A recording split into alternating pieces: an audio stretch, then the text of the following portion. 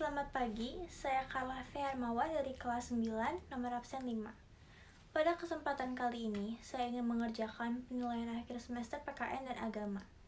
Judul artikel yang dibahas adalah Agung Sucipto, penyuap Nurdin Legawa, divonis 2 tahun bui dan tak mau banding. Pengusaha pemberi suap ke Gubernur Sulawesi Selatan nonaktif, Nurdin Abdullah Agung Sucipto alias Anggu Legawa usai divonis 2 tahun penjara. Agung Sucipto enggan mengajukan banding, meski sebelumnya menuntut keringanan hukum atas tuntutan jaksa. Kalau menurut saya, tidak akan banding, akan terima dan itu sudah selesai, ucap kuasa hukum Anggu. Bambang Hartono kepada wartawan di Pengadilan Tindak Pidana Korupsi Negeri Makassar. Menurut Bambang, pengajuan banding atas putusan majelis hakim hanya akan buang energi. Dia menyebut Agung Sucipto mengakui perbuatannya menyuap Nurdin Abdullah. Nanti banding pikiran lagi, ya kan? Lebih baik jalani, karena apa? Dia mengakui sesuatu, kesalahannya. Tutur Bambang. Bambang kemudian menegaskan kliennya menerima segala keputusan majelis hakim dan tak akan melakukan upaya hukum lebih lanjut. Menerima segala putusan majelis hakim, tegasnya. Agung Sucipto sempat minta dihukum ringan saat bacakan pledoi. Seperti diketahui, Agung Sucipto sebelumnya dituntut 2 tahun penjara dan pidana denda sebesar 250 juta rupiah oleh jaksa KPK. Agung Sucipto disebut bersalah melanggar pasal 5 ayat 1 huruf A Undang-Undang Nomor 20 Tahun 2001 tentang tindak pidana korupsi. Atas tuntutan tersebut, Agung Sucipto meminta keringanan hukuman dari majelis hakim. Dalam pledoinya, Agung Sucipto mengaku masih akan menanggung 150 karyawannya, termasuk karena telah berkompromi dengan penegak hukum dalam penyidikan kasus ini. Menjatuhkan pidana pada terdakwa. Oleh karena itu, dengan pidana penjara 2 tahun dan denda sebesar 250 juta rupiah dengan ketentuan apabila denda tersebut tidak dibayar, diganti dengan hukuman selama 4 bulan, ungkap Hakim Ketua Ibrahim Palino di Pengadilan Tipikor Negeri Makassar. Menurut saya sendiri, kasus ini membuktikan bahwa kegiatan suap menyuap masih sangat sering terjadi di Indonesia. Tentu saja, hal ini sangat bertentangan dengan pasal 5 ayat 1, pasal 420 KUHP, dan pasal 418 KUHP. Selain bertentangan dengan hukum negara kita, yaitu Undang-Undang Dasar Negara Kesatuan Republik Indonesia tahun 1945, kegiatan suap menyuap juga sangat bertentangan dengan agama loh. Kegiatan suap menyuap sangat berkebalikan dari kemartabatan manusia yang menjunjung tinggi kejujuran dan keadilan.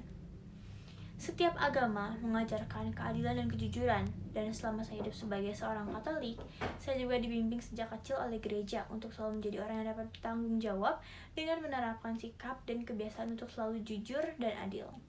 Tentunya, hal ini sangat menggores hati melihat banyak sekali kasus korupsi dan suap menyogok yang terjadi di negara tercinta kita.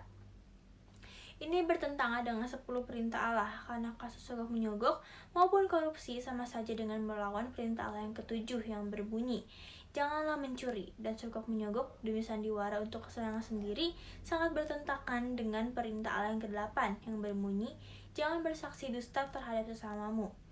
Dan kedua hal ini bertentangan dengan perintah Allah ke-10 yang berbunyi, jangan mengingini milik sesamamu secara tidak adil.